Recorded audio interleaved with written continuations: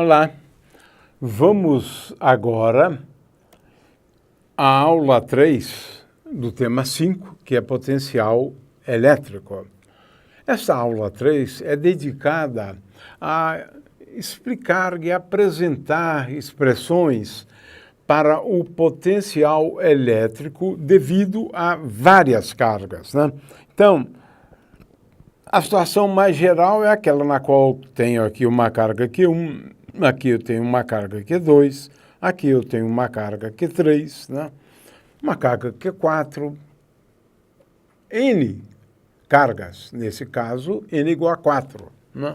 O problema, então, é o de determinar o campo, por exemplo, devido a duas cargas elétricas de sinal igual, mas posso considerar também cargas elétricas de sinal oposto.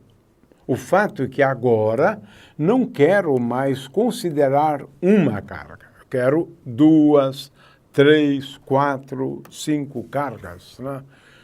Ora, todas elas em repouso, né? Todas elas em repouso.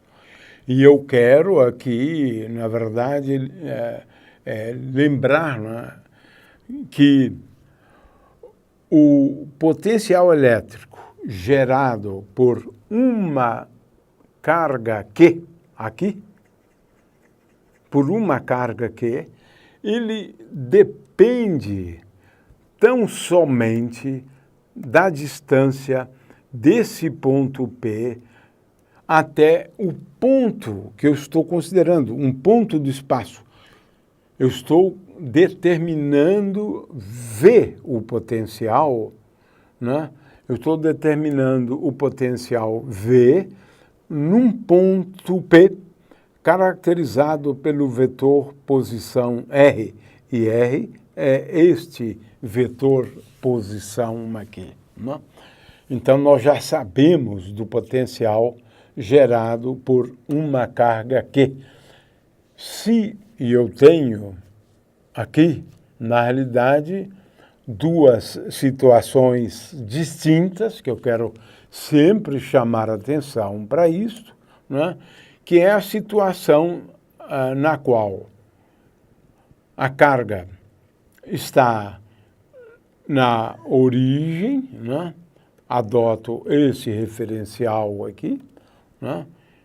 Ou a situação na qual a carga não está na origem do referencial. E esse caso agora é muito mais importante. Por quê? Agora nós vamos adotar, né, uma notação só, né? A saber, agora eu tenho aqui um referencial, veja, um referencial, e esta carga aqui agora, esta carga Q, ela está num ponto, a carga Q está num ponto, e este ponto, vamos dizer que este ponto tem um vetor posição R'. E nós vamos também designar por R o vetor posição de um ponto qualquer do espaço. Um ponto qualquer do espaço. Esse ponto aqui, por exemplo, utilizando agora o verde, né? Esse é o ponto P do espaço. Né? É um ponto qualquer do espaço. Né? E a carga está neste ponto, cujo vetor, né, posição é R índice linha. Muito bem.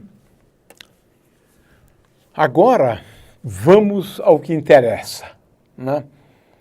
Veja, eu tenho em cada ponto, né, no ponto P1, vamos imaginar, e vou escrever isto, para que fique bem claro, neste ponto P1, digamos que eu tenho uma carga Q1. No ponto P2, eu tenho uma carga Q2. No ponto P3, eu tenho uma carga Q3. No ponto P4, eu tenho uma carga Q4. E no ponto P5, P6, não importa, tá certo? Eu tenho uma carga Q5 e assim por diante. E agora, veja, nenhuma carga está na origem. Pode até ser que uma delas estivesse na origem, né? Agora, o meu problema é de determinar o potencial neste ponto P do espaço, caracterizado pelo vetor R. Veja, eu destaquei aqui. R é o vetor posição de uma carga, ou melhor, é o vetor posição de um ponto no espaço. E eu tenho aqui N cargas distribuídas, né? Então, o que a gente faz? A gente usa o princípio da superposição. Qual é a ideia?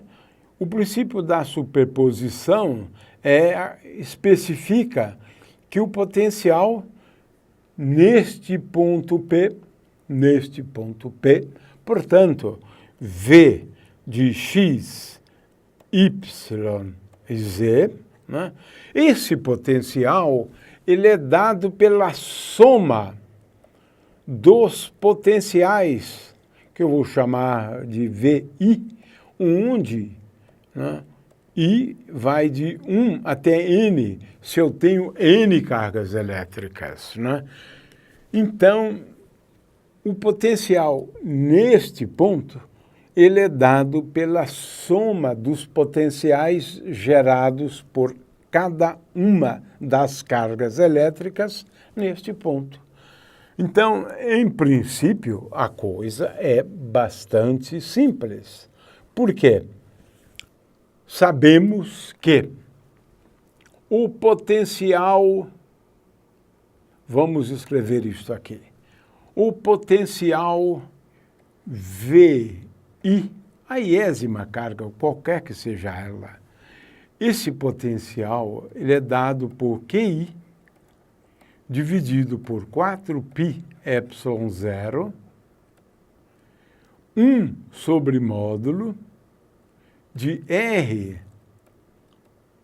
menos RI. É isto. RI é o vetor posição associado, se eu considerar aqui I igual a 2, I igual a 2, por exemplo, né? V2 é igual a Q2 dividido por 4π epsilon 0, 1 sobre módulo de R menos R2. É isto. Então, se eu tenho N cargas, eu simplesmente somo os potenciais elétricos gerados por cada uma das cargas que estão ali naquela região do espaço. O que eu quero chamar a atenção é que esse potencial, ele depende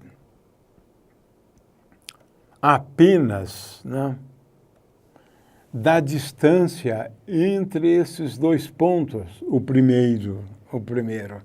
Depois, a distância entre este ponto onde se localiza a carga elétrica e o ponto do espaço. Depois, essa distância aqui, né, é a distância fundamental, essa distância aqui, né, depois essa distância aqui, né, essa outra distância aqui, e assim por diante. Só envolve a distância entre as cargas e o ponto P considerado. Então, poderíamos escrever isso como sendo igual, né? Como sendo igual, agora vamos escrever isto assim, né? Igual a soma I igual a 1 até N de QI sobre 4π epsilon 0 e agora 1 sobre DI. Vamos chamar isso aqui de DI. DI é a distância do ponto onde está a carga elétrica, né? Do ponto onde está a carga elétrica até o ponto que eu estou considerando, né? Muito bem. Então, esta é uma expressão, né? E a gente, então, só precisa, como eu disse antes, né? Se eu tenho cargas aqui num determinado ponto do espaço, e agora eu quero determinar o potencial, né, num ponto P aqui, o que importa, na verdade, é só a distância onde está a carga Q1, a carga Q2, a carga Q3, né? E aqui o que é fundamental é o conceito de distância, entre esta carga e esta carga, a distância entre esta carga e o ponto P, e entre essa carga e o ponto P. São essas distâncias, de forma que o potencial é igual a Q1 sobre 4πε0 dividido por D1. Então, essa distância, vamos chamá-la de D1. Essa distância aqui é D2 e essa distância aqui é D3. Ou seja, o potencial depende, é uma soma que depende da carga elétrica e da distância da carga elétrica até o ponto P considerado.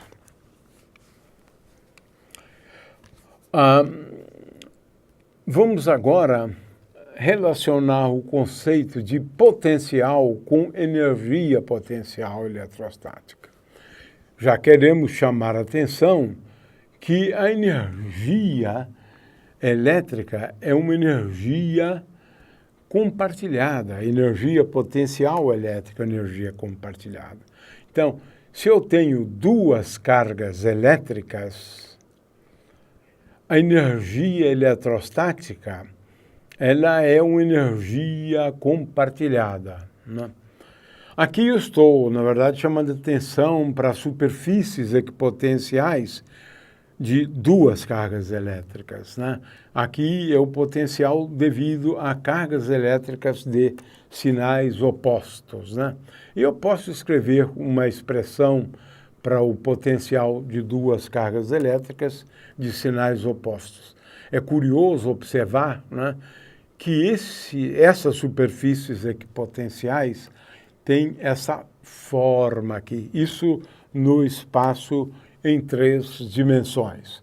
Aqui eu quero novamente chamar a atenção para esse portal conhecido como FET, né, um portal nos Estados Unidos, que permite a você explorar recursos muito, muito interessantes. Então, recomendo que vocês procurem esse portal. E, finalmente, se eu tenho uma distribuição contínua, aí a coisa fica muito mais difícil e a gente não vai abordar isso. A gente vai encerrar isso agora. Mas um caso relativamente simples é quando você tem cargas distribuídas numa esfera. Aí a situação é curiosa, porque o potencial no interior da esfera ele é constante, V igual a V0. Mas nos pontos fora da distribuição de cargas elétricas, esse potencial é curioso, porque ele depende da distância do ponto P até a origem, ou ainda até o centro, né, da esfera na qual temos a carga toda ela distribuída, né? Nesse caso, V de R para os pontos R maior do que o raio da esfera, na qual temos cargas distribuídas, o V de R é igual a Q sobre 4πε0 e agora 1 sobre R. De novo, é como se toda a carga elétrica estivesse concentrada no centro da esfera. Com isso, então, encerramos essa aula.